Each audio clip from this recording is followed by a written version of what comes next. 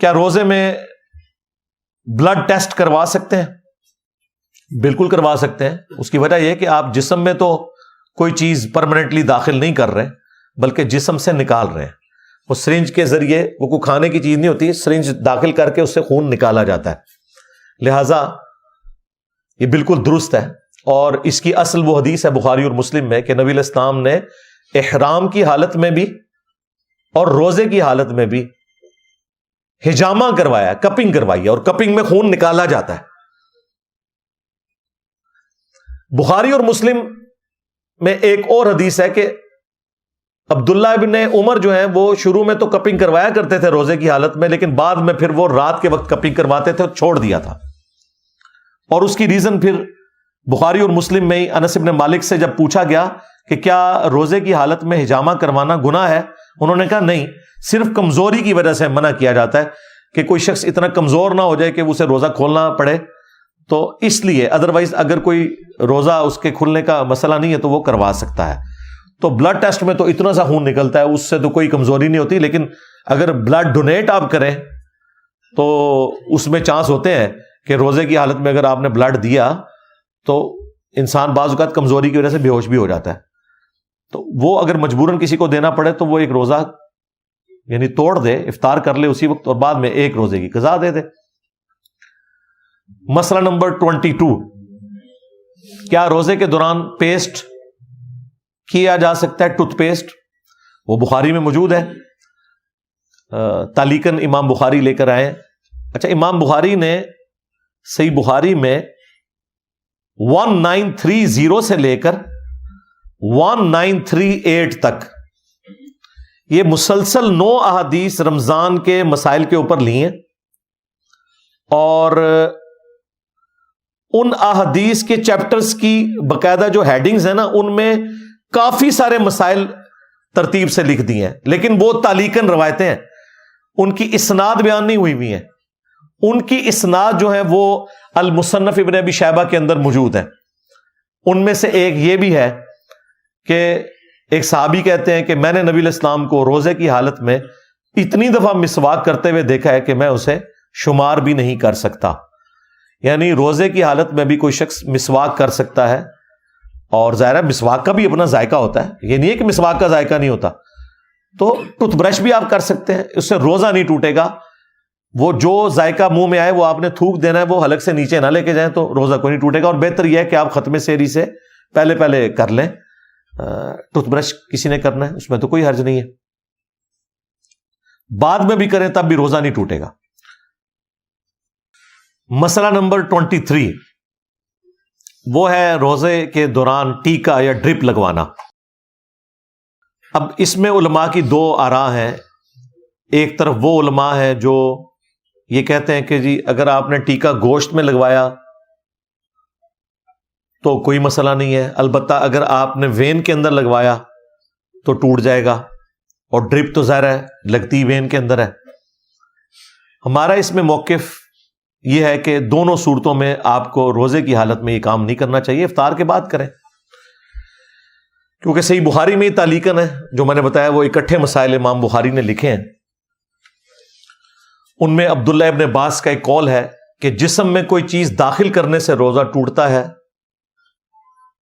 جسم سے کوئی چیز نکلے اس سے روزہ نہیں ٹوٹتا. تو اس میں دیکھیں کتنے مسائل ثابت ہو گئے کہ خون نکلنے سے روزہ نہیں ٹوٹے گا، آنسوؤں سے نہیں ٹوٹے گا. اسی طریقے سے جسم میں کوئی چیز داخل کی، خواہ وہ کھا کے داخل کی یا اس طریقے سے جسم میں. اب دیکھیں جون جولائی کے روزوں میں اگر کوئی شخص ڈرپ لگوا لے تو اسے پیاس ہی نہیں لگے گی، ظاہر ہے وہ پانی کی کمی تو خود بخود پوری ہو جائے گی. لہٰذا جو وین والا مسئلہ ہے وہ تو کلیئر ہے کہ اس میں تو روزہ ٹوٹ گیا. اب رہ گیا گوشت میں ٹیکا لگوانا، تو اس میں بھی احتیاط والا پہلو یہی ہے کہ آپ کو ٹیکا اس دوران لگوانے کی ضرورت نہیں، اور اگر مرض اتنا بڑھ گیا آپ کو ٹیکا لگوانا پڑ گیا تو ٹھیک ہے، وہ تو مریض تو ویسے ہی روزہ چھوڑ سکتا ہے، بعد میں روزہ رکھ لے. بہتر یہ ہے کہ آپ اس روزے کو پھر افطار ہی کر لیں اور اس کی جگہ ایک روزے کی قضا بعد میں دے لیں. مسئلہ نمبر 24، کیا روزے کے دوران حجامہ یعنی کپنگ کروائی جا سکتی ہے؟ تو وہ ہم پہلے ڈسکس کر چکا. بلڈ ٹیسٹ والے کیس میں کہ بخاری مسلم میں کہ نبی اسلام نے کپنگ کروائی ہے. لیکن عبداللہ ابن عمر بعد میں دن کے وقت نہیں کرواتے تھے، رات کو کرواتے تھے. وہ بھی بخاری مسلم میں آیا، اور صحیح بخاری میں یہاں تک آیا جب انس ابن مالک سے پوچھا گیا تو انہوں نے کہا کمزوری کی وجہ سے ایسا ہے کہ آپ دن کے وقت کپنگ نہ کروائیں، کہیں بلڈ نکلنے سے کمزوری نہ ہو جائے، روزہ افطار کرنا پڑ جائے، ادروائز گناہ کوئی نہیں ہے اس میں. 25 نمبر مسئلہ، روزے کے دوران انہیلر کا استعمال کرنا. جو عموماً جن لوگوں کو سانس کی تکلیف ہوتی ہے نا تو وہ انہیلر یوز کرتے ہیں. اب ظاہر ہے اگر اس کی عام اجازت دی جائے تو پھر تو یہ سگریٹ پینے والے بھی سوٹے لگائیں گے اپنے. تو انہیلر میں ظاہر دوائی بھی اندر جا رہی ہے، حلق سے نیچے ہی اتر رہی ہے، صرف آکسیجن والا معاملہ نہیں ہوتا. اس میں اگر کوئی پرماننٹلی کوئی مریض ہے جسے روزانہ یوز کرنا پڑتا ہے، اس کے لیے تو کوئی اجتہاداً کوئی گنجائش نکالی جا سکتی ہے. باقی کبھی کبھار اگر کسی کو ایسا مسئلہ ہوتا ہے تو ٹھیک ہے، وہ پھر ایک روزے کی قضا دے لے. اور اگر پھر بھی وہ روزہ کنٹینیو کرنا چاہتا ہے، وہ یہ سمجھتا ہے کہ انہیلر سے روزہ نہیں ٹوٹتا، تو ایٹ لیسٹ جس روزے میں وہ انہیلر کو یوز کرے ایک روزے کے ایکویلنٹ فدیہ، ایک وقت کے مسکین کا کھانا ضرور دے لے، تاکہ قیامت والے دن اگر اس میں کوئی پکڑ ہو تو آپ کے پاس چھوٹنے کی راہ موجود ہو. ادروائز جو آپ انہیل کر رہے ہیں ظاہر ہے وہ تو حلق سے پھر نیچے دوائی بھی آپ لے کے جا رہے ہیں، تو کوشش کریں کہ یہاں تک نوبت نہ آئے. اور باقی اگر کسی کے ساتھ مرض والا ایشو ہے تو وہ تو ویسے روزہ چھوڑ بھی سکتا ہے. اگر پرماننٹلی کوئی مریض ہے تو وہ تو فدیہ ہی دے، روزہ چھوڑ بھی سکتا ہے، جس طرح کے شوگر کے مریض ہیں. مسئلہ نمبر 26، کیا آنے سے کیا روزہ ٹوٹ جاتا ہے؟ وامٹنگ سے، جسے ہم الٹی کہتے ہیں. تو کیا آنے سے روزہ نہیں ٹوٹتا. صحیح بخاری میں موجود ہے کہ جب حضرت ابو ہریرہ رضی اللہ تعالیٰ عنہ سے پوچھا گیا کہ کیا آنے سے روزہ ٹوٹ جائے گا، تو انہوں نے کہا کیا آنے سے روزہ کیسے ٹوٹے گا؟ روزہ تو چیز جسم میں داخل کرنے سے ٹوٹتا ہے، جو چیز جسم سے نکل رہی ہے وہ کیسے روزہ توڑ دے گی؟ بڑی لاجیکل بات ہے. اور ساتھ عبداللہ ابن عباس کا قول بھی موجود ہے بخاری میں تعلیقاً، ان کی پوری اسناد مصنف ابن ابی شیبہ میں، کہ جسم میں کوئی چیز داخل کرنے سے روزہ ٹوٹے گا، نکلنے سے نہیں ٹوٹے گا. البتہ اس پہ اجماع ہے کہ اگر کوئی شخص جان بوجھ کے کیا کرتا ہے تو اس کا روزہ ٹوٹ جائے گا. اس کو سپورٹیو ابو داؤد میں، ترمذی میں روایتیں بھی ہیں، ان کی صحت میں کلام ہے، لیکن اس پہ اتفاق ہے کہ جان بوجھ کے کیا کرنے سے روزہ ٹوٹ جائے گا. خود بخود بیماری کی وجہ سے کیا آ گئی تو روزہ نہیں ٹوٹے گا. لیکن کسی شخص کو فجر کے بعد کیا آ گئی ہے اور جو کچھ کھایا تھا باہر نکل گیا ہے اور ابھی 14-15 گھنٹے کا روزہ باقی ہے، تو نبھا تو نہیں سکتا. تو اس کے لیے ابو داؤد میں حدیث موجود ہے کہ نبی الاسلام کے ساتھ ایک دفعہ یہ کیا والا معاملہ ہوا تو آپ نے اپنے روزے کو افطار کر لیا. تو اگر آپ کو یہ خدشہ ہو کہ میں خالی پیٹ روزے کو نہیں نبھا سکتا، تو چاہے خود بخود بھی کیا آئی ہے، آپ کے پاس آپشن ہے، چاہے تو اس روزے کو کنٹینیو کریں، خواہ اس روزے کو ختم کر دیں اور بعد میں ایک روزے کی قضا دے دیں. یہ آپ کے پاس آپشن موجود ہے. روزہ ٹوٹے گا نہیں جب تک کہ خود کہنا جان بوجھ کے کرے کوئی شخص. آٹومیٹیکلی آ جائے تو روزہ نہیں ٹوٹے گا. اسی میں آپ سمجھ لیں کہ جو بعض اوقات سحری کے بعد کھٹے ڈکار آ جاتے ہیں اور بعض اوقات تھوڑا سا کھانا منہ میں آ کے آٹومیٹیکلی اندر چلا جاتا ہے، لوگ بڑا وہم کرنا شروع کر دیتے ہیں، ان کا بھی روزہ اس طریقے سے نہیں ٹوٹے گا. اس پہ تو انسان کا کوئی اختیار نہیں ہے. مسئلہ نمبر 27، کیا روزے کی حالت میں آپ سر پہ پانی ڈال سکتے ہیں گرمیوں میں؟ تو وہ ابو داؤد میں حدیث موجود ہے. عبداللہ ابن عمر کہتے ہیں کہ میں نے نبی علیہ السلام کو گرمیوں میں روزے کی تکلیف کو دور کرنے کے لیے، سخت گرمیوں میں نبی علیہ السلام کو اپنے سر مبارک پہ پانی ڈالتے ہوئے دیکھا ہے. آپ غسل بھی بار بار کر سکتے ہیں روزے کو ٹھنڈا کرنے کے لیے. آپ گیلی چادر لینا چاہتے ہیں وہ بھی لے سکتے ہیں. اور بعض اوقات منہ بہت زیادہ خشک ہو جاتا ہے بعض لوگوں کا، وہ کلی بھی کر سکتے ہیں. کلی کر کے ایک بار پانی پھینک دیں، دیٹس آل.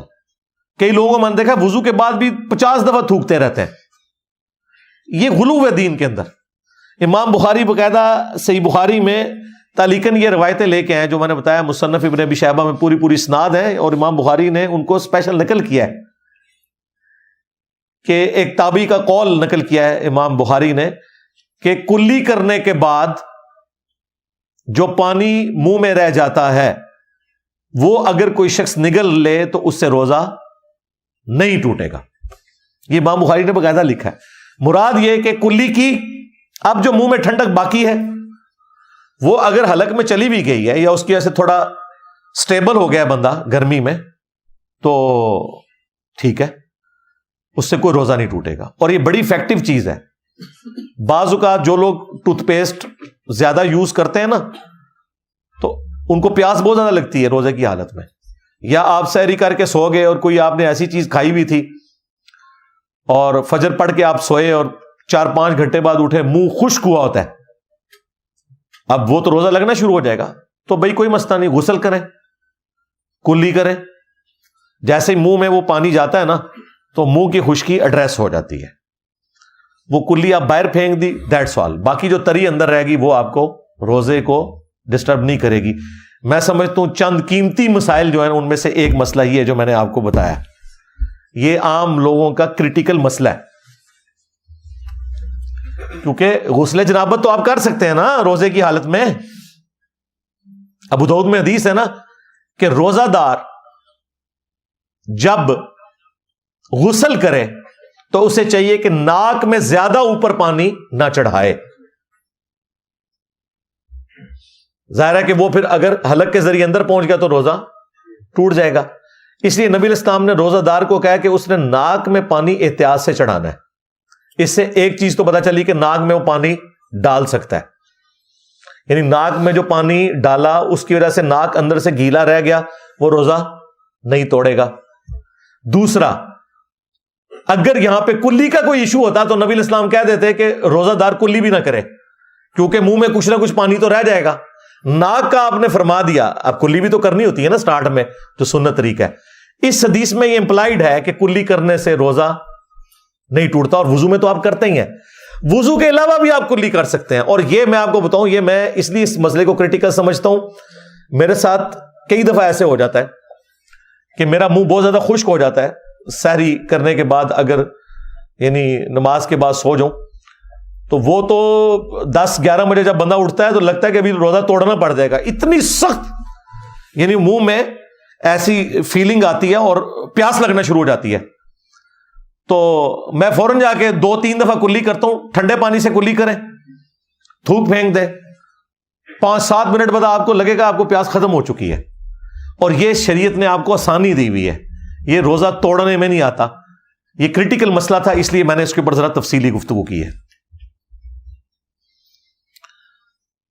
مسئلہ نمبر 28، کیا آنکھ میں سرما ڈالا جا سکتا ہے؟ تو امام بخاری یہ بھی تعلیقاً لے کر آئے ہیں کہ روزہ دار عبداللہ ابن مسعود کہتے ہیں کہ وہ سرما لگا سکتا ہے. اب رہا دوائی والا مسئلہ. اب سرما تو ایک سالڈ چیز ہے، وہ تو آنکھوں میں رہتی ہے. اب دوائی والا مسئلہ یہ ہے کہ دوائی جو آنکھ میں ٹپکائی جاتی ہے تھوڑی دیر بعد حلق میں اس کا ذائقہ آ جاتا ہے. اس لیے دوائی والے معاملے میں آپ احتیاط کریں. ہاں پانی ڈال سکتے ہیں، وہ کوئی مسئلہ نہیں ہے. البتہ اگر کوئی سرمے کے اوپر قیاس کرتے ہوئے دوائی بھی آنکھوں میں استعمال کرتا ہے، حنفی تو کہتے ہیں کہ روزہ ٹوٹ جائے گا، لیکن یہ اجتہادی مسئلہ ہے. میں تو بہرحال اوائڈ کرتا ہوں کہ آنکھوں میں دوائی نہ ڈالوں روزے کی حالت میں. لیکن اگر کوئی ڈالتا ہے اور وہ اس سے سہارا لینا چاہتا ہے تو یہ مسئلہ اجتہادی ہے، اور جیسے اس کے حلق میں کوئی ذائقہ آئے وہ تھوک دے. 1-2 بار تھوکنے سے مسئلہ ایڈریس ہو جائے گا انشاءاللہ. مسئلہ نمبر 29، ناک میں پانی ڈالنا. وہ ابو داؤد میں حدیث موجود ہے کہ نبی علیہ السلام نے فرمایا کہ روزہ دار جب غسل کر رہا ہو تو ناک میں زیادہ اوپر پانی نہ کھینچے. ڈال تو سکتا ہے، زیادہ اوپر نہیں کھینچے گا کیونکہ روزہ ٹوٹنے کا اندیشہ ہے. تو وہ احتیاط ہے، ادروائز ناک میں پانی ڈالنے سے روزہ نہیں ٹوٹتا. اسی طریقے سے مسئلہ نمبر 30، ہنڈیا کا ذائقہ چکھنا، نمک مرچ وغیرہ چکھنا. بعض اوقات جلاد قسم کے خامند ہوتے ہیں، وہ نمک کے اوپر ہی عورتوں کے ساتھ لڑائی شروع کر دیتے ہیں. تو اس کا حل پھر یہی ہے کہ عورتیں ویسے تو میتھمیٹیکلی کیلکولیٹ کر کے آپ کھانے کو پکائیں، نمک تھوڑا کم ہی ڈال لیں، کم کا تو علاج ہے، زیادہ کا نہیں ہوتا. تو پھر بھی اگر کوئی بہت زیادہ وام کسی نے نکالنا ہے تو وہ بخاری میں تعلیقاً آیا ہے، مصنف ابن ابی شیبہ میں بھی اور باقی کتابوں میں اسناد موجود ہے کہ روزہ دار ہنڈیا کا ذائقہ چکھ سکتا ہے، چکھ کے پھر وہ تھوک دے گا، اندر نہیں نکلے گا، زبان پہ رکھنے سے وہ نمک مرچ کو چیک کر سکتا ہے.